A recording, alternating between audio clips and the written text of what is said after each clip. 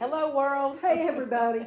I'm here with Susan Zurenda. The two Southern Susans are here, and we have two things on our agenda for today. First, we're back at the Piedmont Club eating lunch, where I would love to eat every day of my life. I would too. I woke up this morning thinking, oh boy, I'm going to the Piedmont Club to Me eat too. lunch. So I've got. We've already ordered because we had so much going on, and we're going to be talking to Sean of the South, Sean Dietrich soon, and so we're trying to get our lunch out of the way. And while we eat, we're talking about the book list for 2025. Yes, what all it's we're gonna going be to be exciting. reading for next year. And so we're going to talk about that for just a few minutes and let y'all know some of the things that we're thinking about. We haven't finalized everything yet, but anyway, we are looking at new releases from Victoria Benton Frank and Mary Alice Monroe and Christy Woodson Harvey, and then my new release, which will be in April. And let's see, Mary Alice had mentioned Tamar Myers, her book, The Mermaid Mystery, so we thought we'd read that. There was one you were talking about earlier. Yes, Kimberly Brock's most recent novel, This Fabled Earth. And I'm looking forward to that. Okay, so then there's Sing Me Home to Carolina by Joy Calloway. That was one that we had thought about. And this Catherine Center book.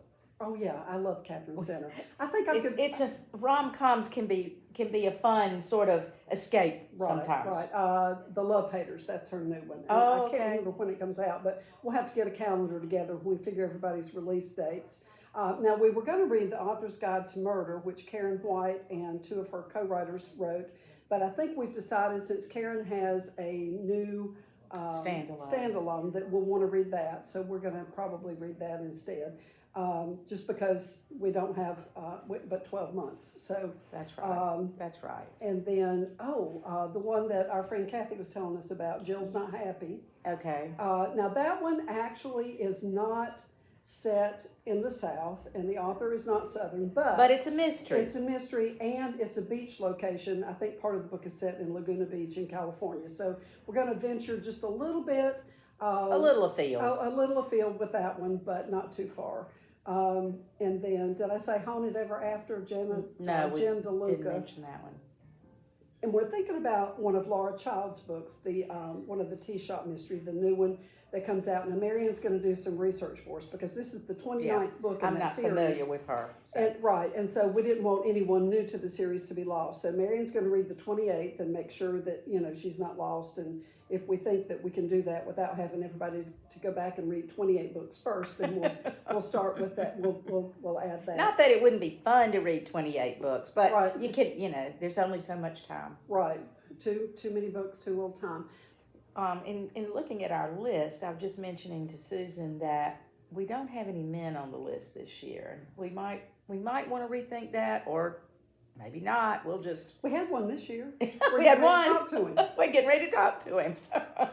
We've nothing against men, by the way. No, nothing at all. It's just a large number of the books that we want to read are written by women. Yes. It's nothing against men. But no, it's nothing against men. Yes. I'm married to one. But we might over lunch just brainstorm.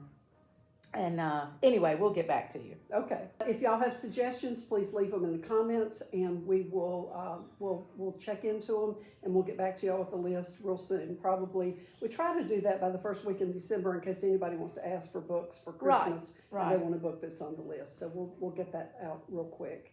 All right. Okay. So we're going to enjoy lunch, and y'all be thinking about what books you want to read next year, and we're going to talk to Sean here shortly.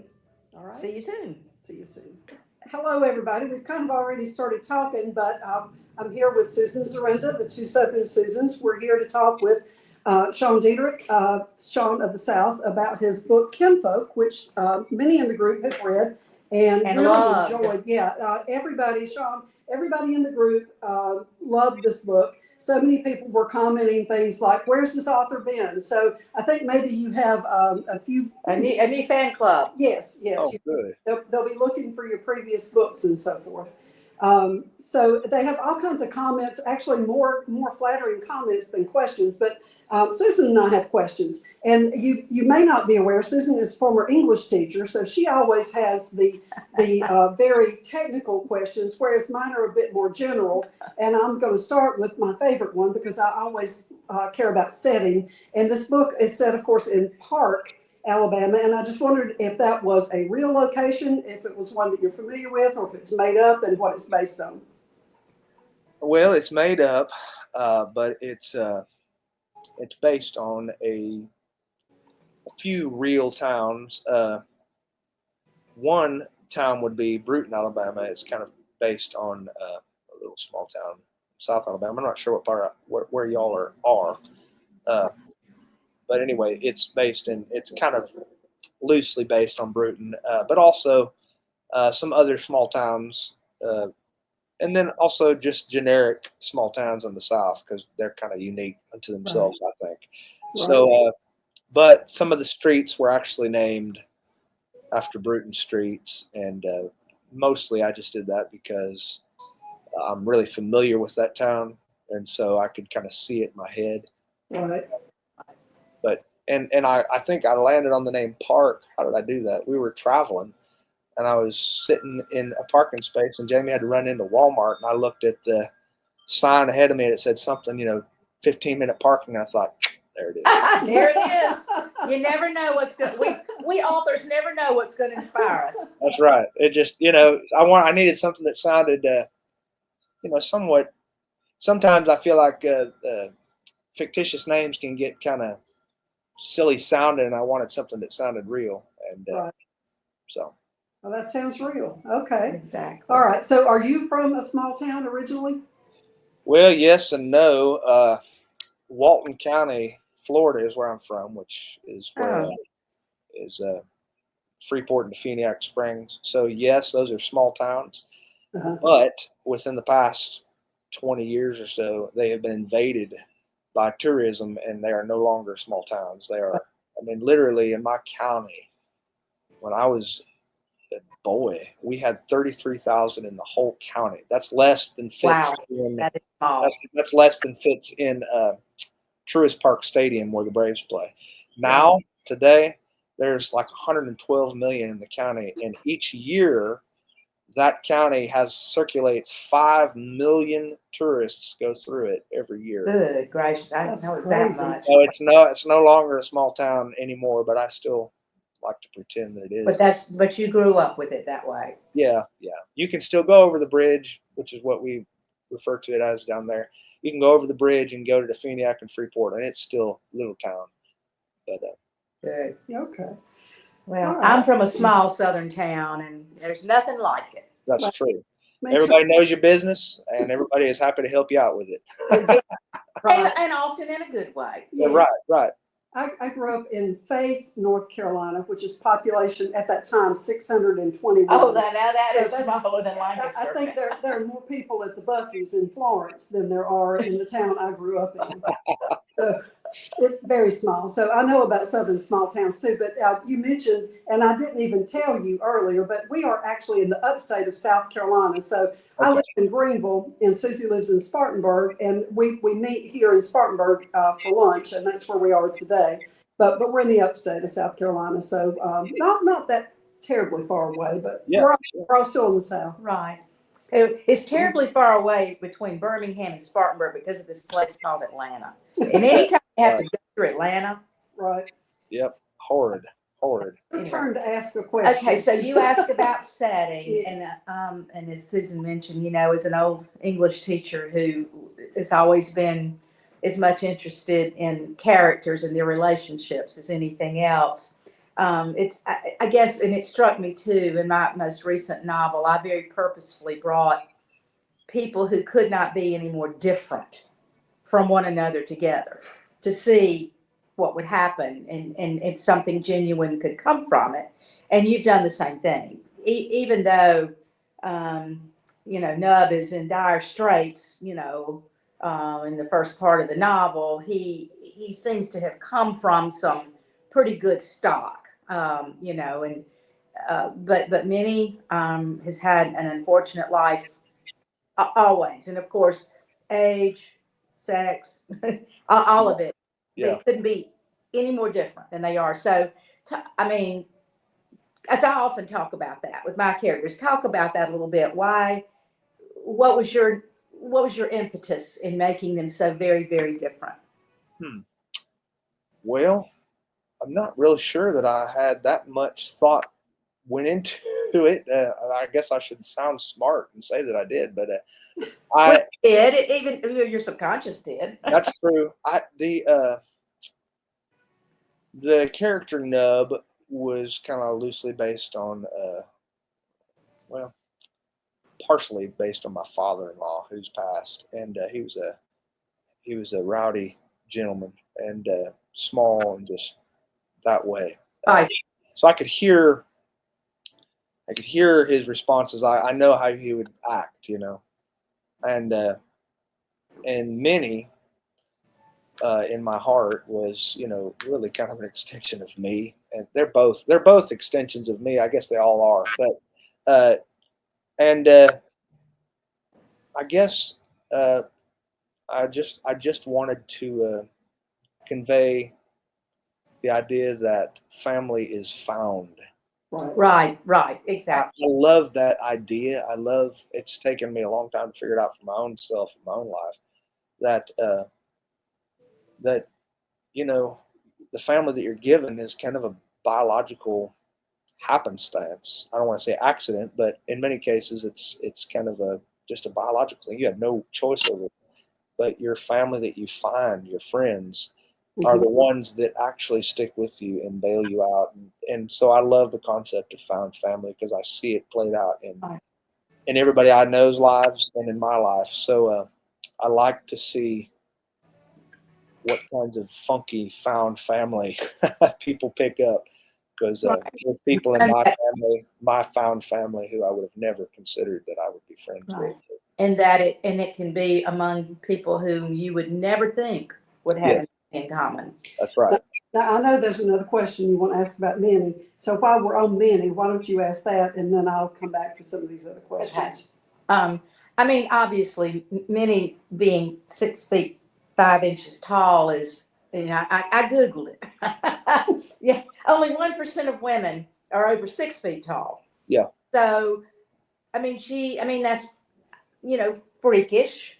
Um, and yet she's got this very gentle, kind, sort of personality. So I wondered if you could talk a little bit about your decision to make her that tall. Yeah, that was actually the seed for the book was really just her at the first. The only thing I knew was that I wanted to center it on this young woman who felt like a freak and justifiably so felt like one. And I have only known a couple women in my life who were that big. One in particular sticks out in my head, but I really wasn't thinking much about them except that. And this is a scientific fact that people and animals who are large tend to be very, very gentle. It's just Ah, characteristic. The very, very big animals in the animal kingdom, the larger you are, there's actually a principal name for it. I can't remember what it is. interesting. The bigger you are, the more gentle you really are by nature. So, I didn't know that. I learned something all the time. well, so I saw her this way. I saw her as an unfortunate kid who feels like a freak, but also who is gifted and doesn't know it, you know. And so Right. that the height was part of that gift. I thought, you know, because only a underconfident teenager would see being that tall as a disadvantage, whereas the rest of the world would look at that if we were free from our judgmental goggles. I mean, she's got an advantage over everybody in every situation. She can reach everything at the grocery store. She can she can Listen, kick anyone's butt. I mean, 5 feet tall. yeah. So I my thought for the book was to take this girl who feels like a complete freak and put her on the Grand Ole Opry. That was my only seed of an idea. Okay. That's, And that leads, that segues that into another good segues question. into, yeah, what I wanted to ask. And I guess I should mention here that anyone watching this video, they know that there can be spoilers. So we always do this, we'll play it in the group at the end of the Yeah. month when everyone's read, so there won't I be. never say what I just said even.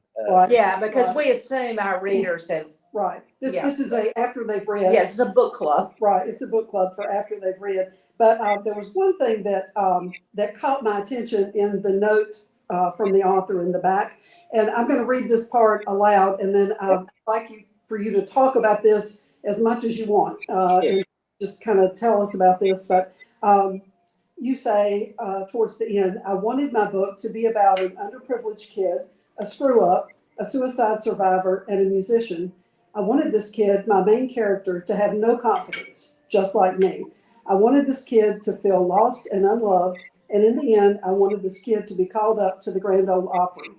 So I've read the rest of your note, obviously, and my question for you is, to what extent is this book really autobiographical? Right, and you alluded to that Right, earlier. and so just talk about how personal this book is to you. And Oh well, it's personal on so many levels, and yeah, there's a lot of autobiographical details in there. Actually, I mean, the old expression is, if you want to read fiction, read a nonfiction book, and if you want to read the truth, read fiction.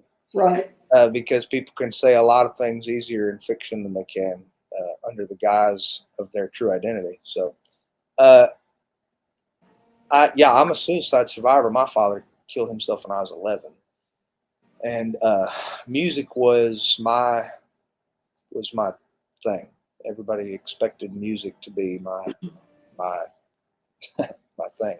So I play instruments, guitar. Piano was my main instrument. I played in church, fiddle, banjo, that kind of stuff, and anyway, and sing. And so when I wrote this book, like I said, I wanted this kid to land on the Grand Ole Opry, and that, to me, that was the highest thing that could ever happen to someone who liked music. So I gave her some hidden talents, and I made her feel rejected and unloved, because that's how I've always seen myself and felt. And I made her feel unsmart and kind of just a freakish outsider, which is also how I felt. Like after my father died, in the way that he did, and in the dramatically loud way he did, because it's just how it happened. We were just kind of isolated after that. We were blackballed, and that's how I wanted her to grow up. So, You didn't feel freakish in the sense of like physically, like she does. partially, my hair was a lot redder than it is now, so that didn't help anything, and I was I was not taller than everybody else. I was for a short like a year. I felt taller than all my friends, but they all caught up with me.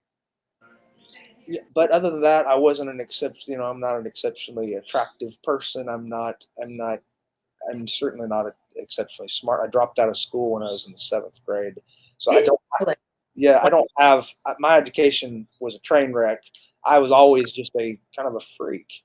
I went back to school when I was a grown man and went back for English, and so that was my character. I put a lot of myself into her, and then before that manuscript had even been finished editing, we were on like the second round of edits, I believe.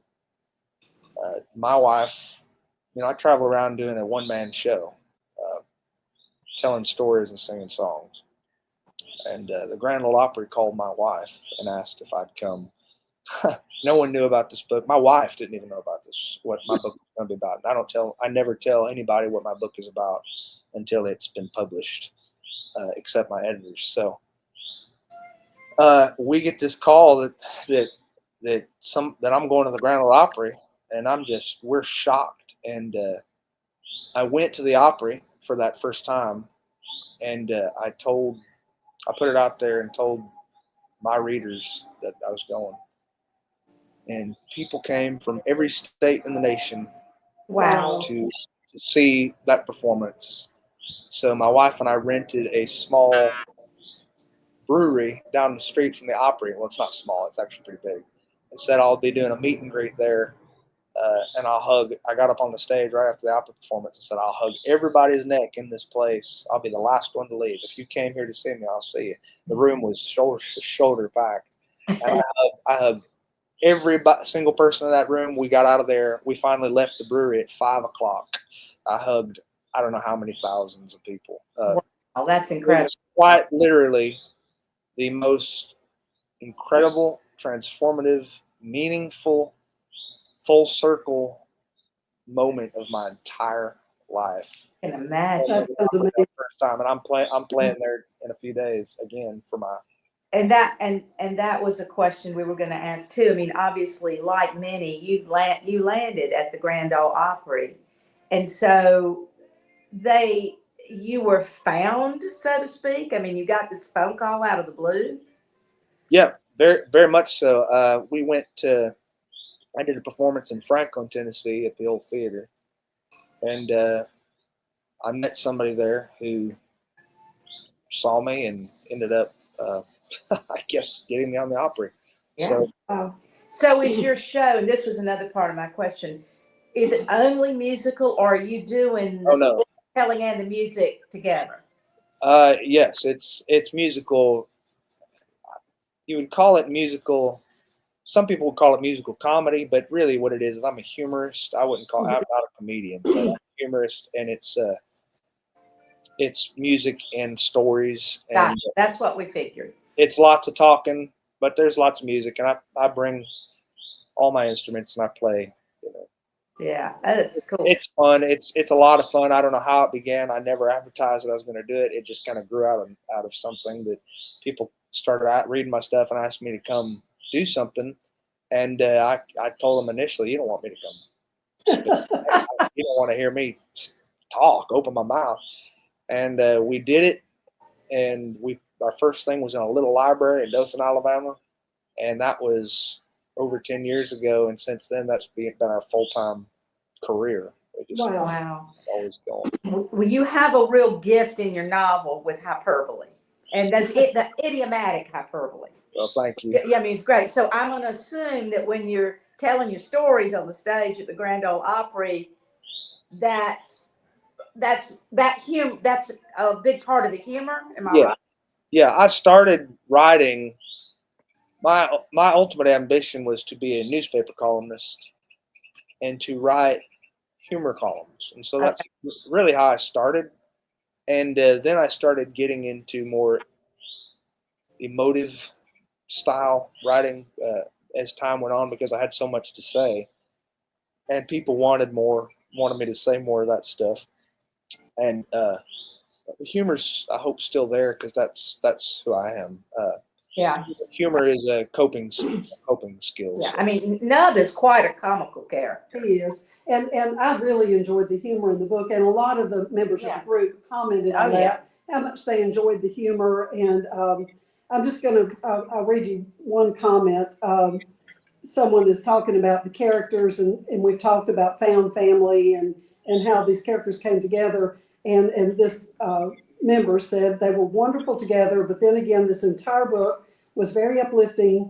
It made me smile and laugh as often as my heart broke for what some of the characters have been through. So I think everyone really connected with, your heartwarming story, but then also the humor they really appreciated.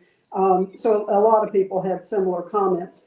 One question that someone asked is, she said, I finished this book last night, was surprised that Nub lived. And then she followed this up with, actually, I wasn't clear if he did or not. So that's my question. And I mean, I read it that he did. Yeah, he obviously, yeah.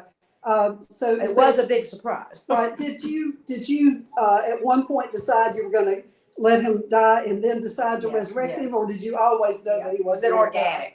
Oh no, I wasn't. I couldn't kill him. He's maybe one of my favorite characters that I've ever had. I couldn't kill him. So I knew he was going to live. And actually that scene, whenever I finish the book, I usually, whenever I finish a book, especially the first manuscript submission, I usually have a major emotional release right at the last word, like a big tearful, because these are characters you've been living with for the last 6 months or 7 months every day, constantly speaking for them, talking. You're their mouthpiece, you're their voice, and they live in you, so they are part of you, and they came from you, so they are that part of you in that sense. And when you say goodbye to them, it It's hard. hurts. It really, really does hurt. And I can't. My wife thinks I'm moderately insane when I tell her that. You're talking our language, Sean. We know exactly what you're talking about. So I was in a little rental house down the street from where I live right here. I live in an old neighborhood in Birmingham. This is our house is 100 was 100 years old last year. Wow. And down the street is a little Airbnb in the back of another house where I would go sometimes just to be isolated from Jamie and the dogs and our life so that I could write. So I locked myself in that little Airbnb. And then at dinner time, I'd walk the streets and come back here for dinner, home for dinner. And so anyway, I was down there and I remember finishing that last chapter and just weeping, and just like, oh Nub, I'm so glad you're alive. And I came back here for dinner, and Jim was like, "Oh, you've been crying. What's wrong with you?" Because I miss my friends. So the man who used to live in this house, this 100-year-old house, was named Nub, and that's where the name came from, because he lived and died here, and he was pretty bad to hit the bottle, and that was. I'm friends with the neighbor who lives next door. He's kind of a reclusive guy. He could hear me if he's talking. He has all the cats in the neighborhood. And he has told me about Nub and what Nub was really like. And every time he'd be talking about Nub, I'd be like, taking notes. So Nub lived in this house. So I like to think that when I was writing here, that I was channeling whatever was in these walls, because this was Nub's house. This was his life. And I wrote that in the room probably where Nub died. And Nub lives, in an old house. Exactly. So that brings up one quick detail. I know Susan's probably got a couple more questions. I mean, you do have here is a detail that stuck with me, and that is the pocket watch that Nub sells so that he can afford to help take care of Minnie and child. And so, because that is so detailed, I have to wonder if you have had a similar object relic in your family. We had a similar watch in the family that was important, but it was not Civil War related. But I am a huge reader about the Civil War, and one of my adopted parents, if you want to call them that, is a guy named Bobby Horton, who composed all the music for the Ken Burns television, all of them, and for all 29 that I think he's done. And Bobby and I just played together this morning. He's a banjo player. He's a multi-instrumentalist. He does everything. So Bobby and I, and we even look alike a little bit. We really connected. So Bobby is one of my found family members. And anyway, I put that in there for him because he is a Civil War fanatic. He can tell you everything about the Civil War. And so I actually did some research about a few battles, to write about that watch in there. Well, it's good. I mean, I enjoyed the history of that watch. Well, good. Thank you. So I had a question that, as we were talking about Nub, coming, actually surviving, and Minnie being on the Grand Ole Opry. And so when we're in this last scene, I found myself with so many questions that I didn't know the answers to. It's like I was happy that Nub was alive and well, and everyone was there, and all of that. But I was, well, except of course Shug, who I think couldn't be there. But anyway, I was curious what happened with Nub's house. Did it get rebuilt? Oh yeah, I didn't think about that, Susan. But what a great question. Yeah, it burned down. What happened with Nub's house? Well, I think I had included that in the first manuscript when we cut it, but no, it got burnt down. and so we just had him living somewhere else, somewhere in town, which Oh. killed him, but he did it. I wanted his house to be rebuilt, and then Susan is always the optimist. yes, I know. I wanted that house rebuilt, and then I had this image in my mind of Nub and Minnie and Emily and The baby. Bun. Bun. and Bun and Shug and all of them in the house together. It was just, I don't know, this image, this warm Very well. Norman Rockwell type ending, because that's the way I roll. I want a happily ever after. And That would have been good. That would have been a great ending. Yeah, which is good. We make a good pair because we're kind of different readers. I don't need a happily ever after ending. I taught English for too long, but it's good because we are a good contrast and connection. Yeah, it's so funny wrapping up a book. I try so hard not to tie a bow on everything because sometimes because I'm a big reader, probably just like every author and like y'all for sure. And sometimes I find it trite when I get to the end of a book and everybody ties such a perfect bow on everything, and it leaves no room for your imagination. Sometimes it's too perfect. The bows are too perfect, and then the book kind of doesn't feel as real. That's right. It's not real. It's not what would really happen. Yeah. And I have no such need for reality. See, we're so different. I need the real human condition, but that's okay. I like escapism myself. Okay, let me make sure I've got everybody's question answered on here. There's just so much, people talking about what they loved and all that. I'm flattered. I enjoyed this book. I enjoyed writing this book. And it turned out to be, with the Opry connection, it turned out to be a very eerie, almost spooky experience there at the end. Just thinking, right. But you're living it yourself. Yeah. And I've heard other authors talk about this, about these. I've heard a lot of authors talk about it actually, about how you're invested in this thing, this project, and then some of this starts to happen to you in your life, and it's scary, and it makes you wonder: are there any accidents? I know. Good question. So someone asked if you would talk for a minute about the transition in the Emily-Minnie relationship. She says, I think it was mostly on Emily to recognize that the change in Nub was not a rejection of her, but growth in him. And I'd like to acknowledge and thank Sean for the humor. So anyway, she had that about the humor, but she wanted you to talk about this evolution in the relationship with Minnie and Emily. That was a really important character for me to write. Emily, she was the one who experienced the most damage from Nub. Therefore, she was damaged, and she probably had the most growth to be done, because psychology and psychologists tell us that the child or the spouse of an addict is worse off psychologically than the addict. So she had the most to work through. Nub can kick his problems and he can have inner growth and all that, but for her, inner growth really, really was going to be, I knew, a struggle. So I talked to children of alcoholics, and I actually did a lot of interviews and research on this, and I tried to make her struggle slow, and I tried to not happen all at once.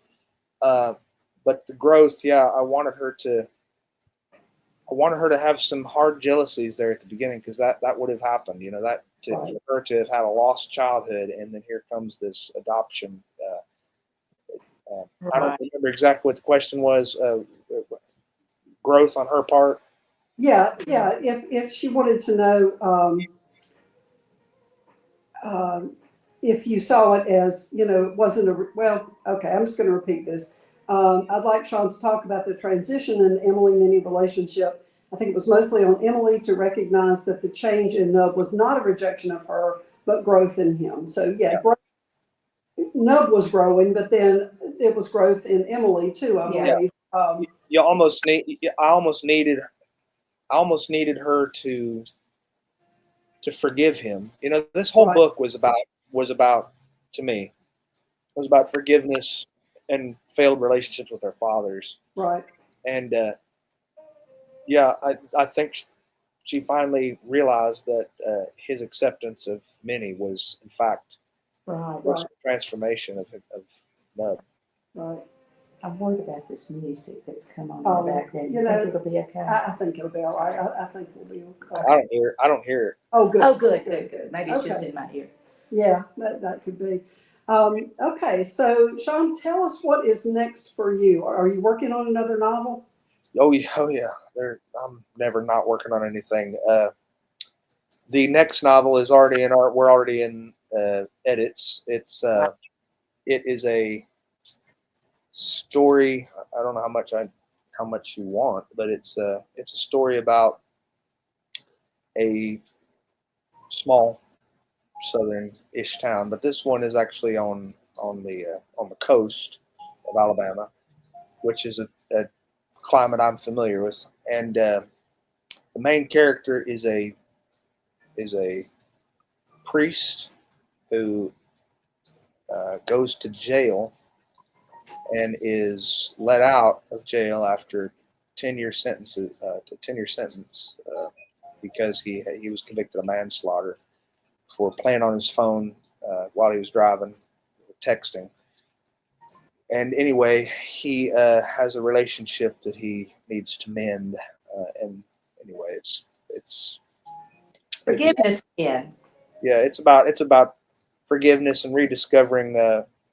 It's a little more. There's a little more spiritual element than I'm used to writing, which was really good for me because I got to come to grapple with some things.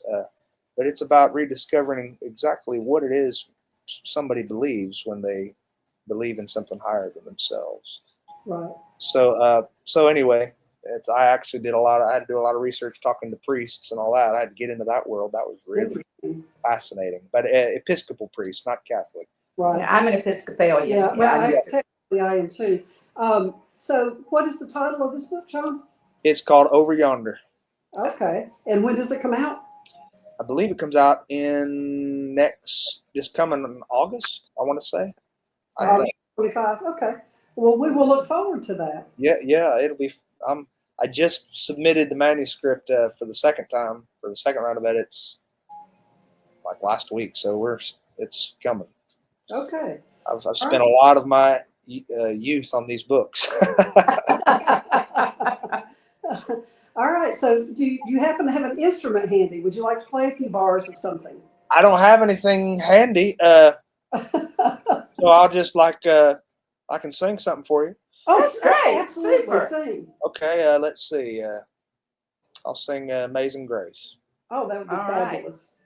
I don't know if you'll hear it on this speaker, but I'll do my best. All right. Amazing grace, how sweet the sound that saved a wretch like me. I once was lost, but now I am found. Was blind, but now I see. Lovely, beautiful. Thank you. That was fabulous. Thank you so you. much. We appreciate it. Hey, we have in our group this month a Grand Ole Opry singer. Well, how about that? Well, that's exciting. It is exciting. Listen, this has been so much fun. Thank you so much. I know Yes, you're we've so enjoyed busy, this very much. and we really Me too. appreciate you making time for us. And we enjoyed the book so much. The whole group.